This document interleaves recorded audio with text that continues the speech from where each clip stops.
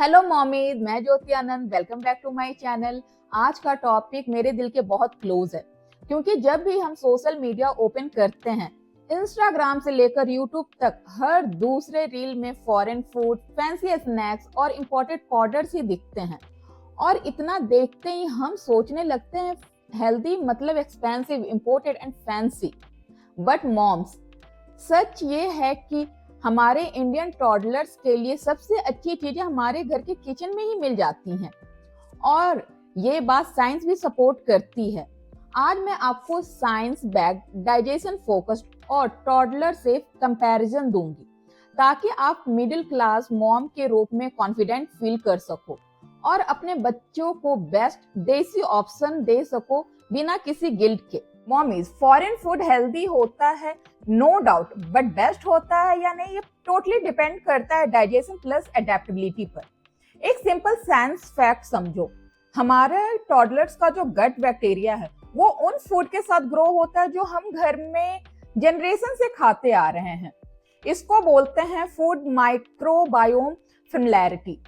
इसका मतलब है इंडियन बेबीज के लिए इंडियन ग्रेन्स, दाल, मिलेट को नेचुरली बेटर डाइजेस्ट कर सकते हैं वो लोग। फॉरेन ग्रेन उनके गट के लिए न्यू सिग्नल होते हैं, डाइजेशन स्लो कर सकता है। इसलिए केनोआ, ओट्स, एवोकाडो कुछ बच्चों में गैस, लूज मोशन और कॉन्स्टिपेशन भी कर देता है। तो आज का कंपैरिजन हम सिर्फ न्यूट्रिशन से नहीं करेंगे, हम कंपेयर करेंगे न्यूट्रिशन, डाइजेशन, टॉडलर को क्या सूट करता है उसके बेसिस पे। चलो मॉमीज, अब स्टार्ट करते हैं हमारा डीप कंपैरिजन। चलो अब बात करते हैं क्विनोआ और रागी की। क्विनोआ हेल्दी है नो डाउट, प्रोटीन और कॉम्प्लेक्स अमीनो एसिड देता है, लेकिन कुछ टॉडलर्स को इसका टेक्सचर थोड़ा हैवी लग सकता है और उन्हें गैस या ब्लोटिंग फील हो सकती है। वहीं रागी हमारा देसी मिलेट है, माइक्रोन्यूट्रिएंट्स के लिए बहुत वैल्यूएबल है।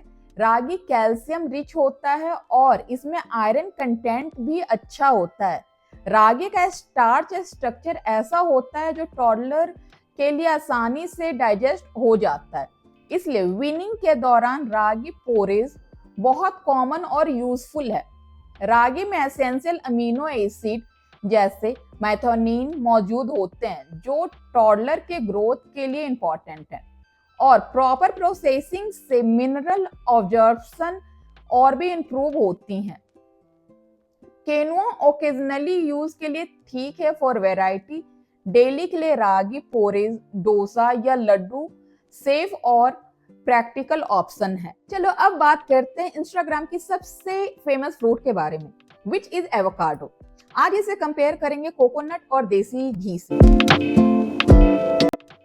एवोकाडो हेल्दी है no doubt, high in fibre होता है, गट हेल्थ के लिए भी अच्छा होता है, डाइजेशन स्मूथ रखता है, विटामिन और मिनरल्स का से लोडेड है, गुड फैट का भी एक अच्छा सोर्स है।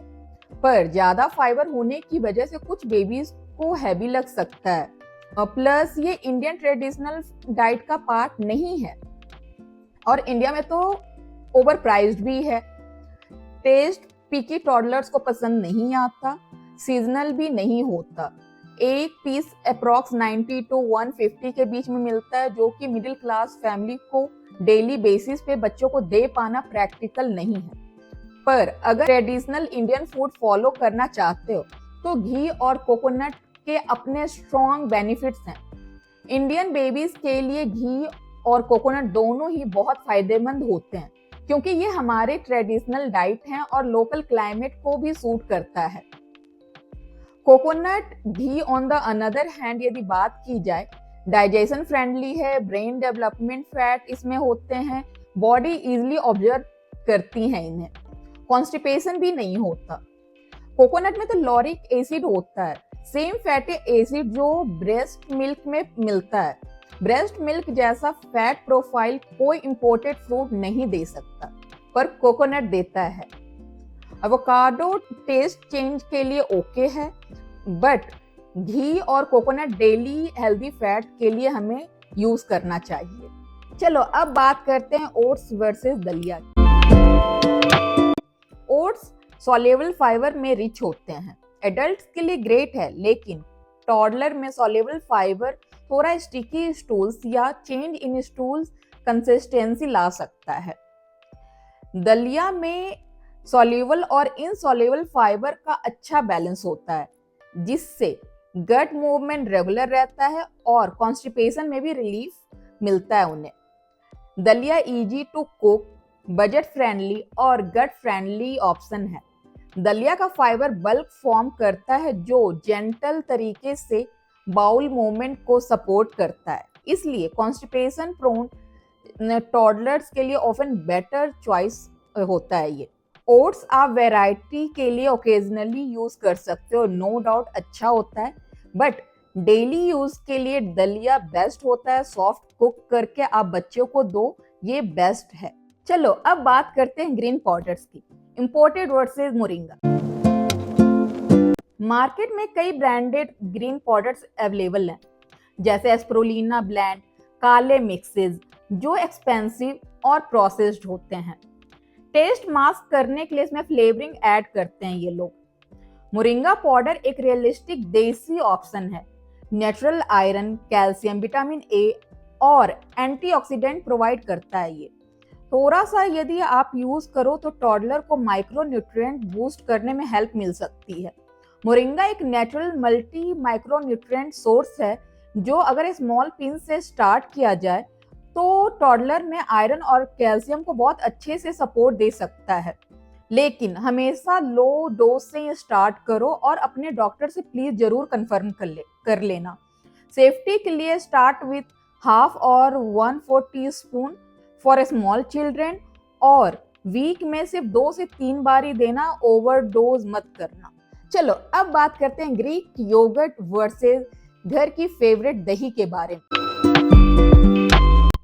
Greek yogurt thick and high protein होता है, no doubt, but imported brand में प्रिजर्वेटिव हो सकते हैं। सार टेस्ट टॉडलर रिजेक्ट कर देते हैं और डेली बेसिस पे बहुत ही कॉस्टली पड़ता है। वहीं दही की बात की जाए तो नेचुरल प्रोबायोटिक्स है, डाइजेशन इंप्रूव करता है, टॉडलर के गट फ्रेंडली है, सॉफ्ट माइल्ड टेस्ट होता है और इजी एक्सेप्टेंस भी है। लोकल मिल जाता है, आप घर पर बना सकते हो, फ्रेश और अफोर्डेबल है।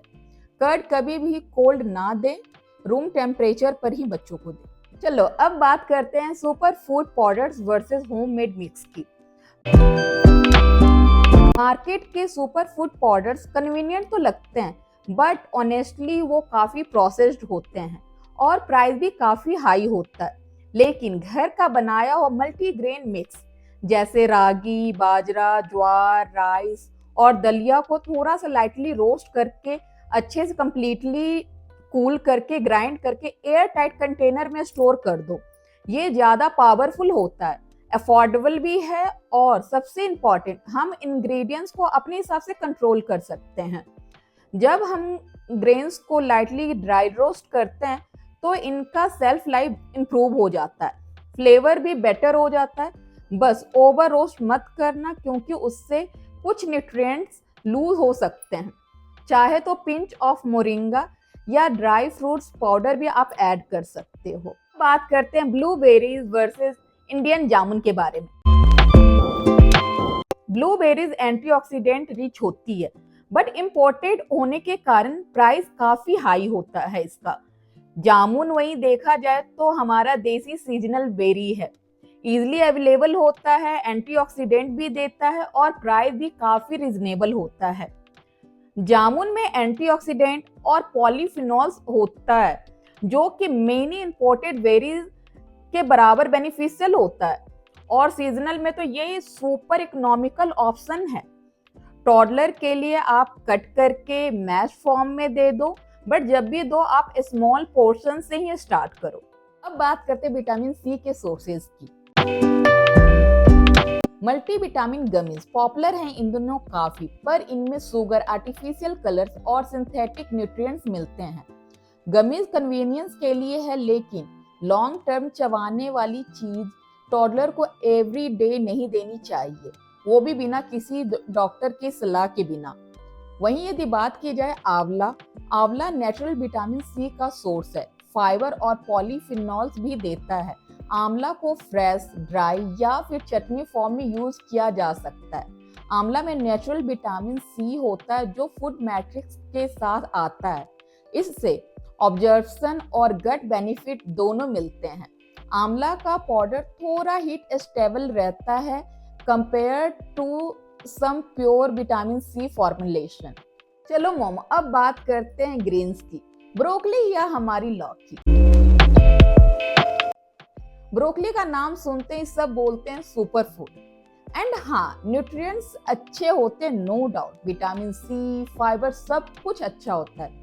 लेकिन ऑनेस्टली बोलूं तो हर टॉडलर ब्रोकली हैप्पीली नहीं खाता, बिकॉज इसका टेक्सचर थोड़ा हार्ड होता है और कुछ बच्चों में ये गैस भी बना सकती है। चलो अब लौकी पर आते हैं। एक सिंपल एवरीडे सब्जी पर टॉडलर के लिए परफेक्ट सॉफ्ट टेक्सचर और इजी डाइजेशन के साथ। इसको कुक करना भी सिंपल है और बच्चे इजीली एक्सेप्ट भी कर लेते हैं। सॉफ्ट होता है, पानी से भरपूर होता है, स्टमक फ्रेंडली होता है, डाइजेशन स्मूथ बनाती है। ये लौकी को थोड़ा हल्का मसाले में सॉफ्ट कुक करते हो तो टॉडलर इजीली इसे खा भी लेते हैं।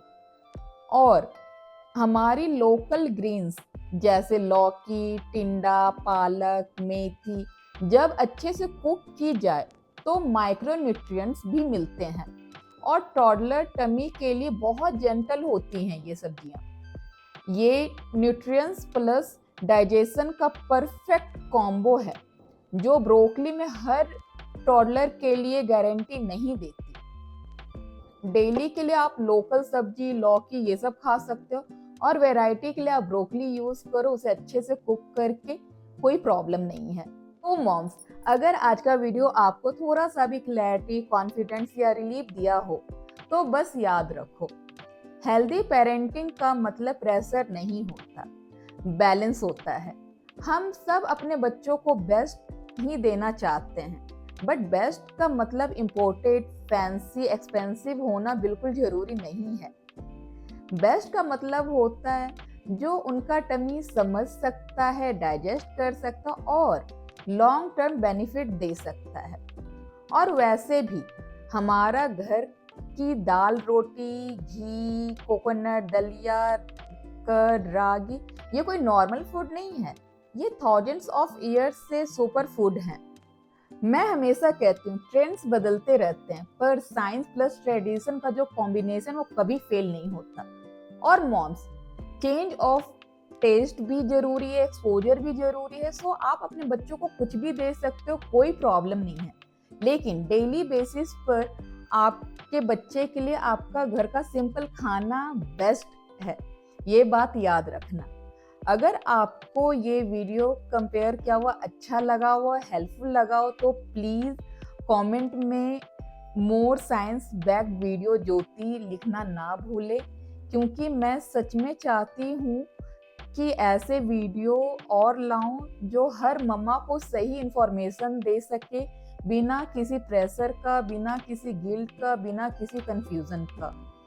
Thank you for watching. Video अच्छा लगा तो please like, share and subscribe करना ना भूले। Thank you for trusting me and remember moms, you are doing amazing even on the days you feel you are not. See you in the next video. Bye bye.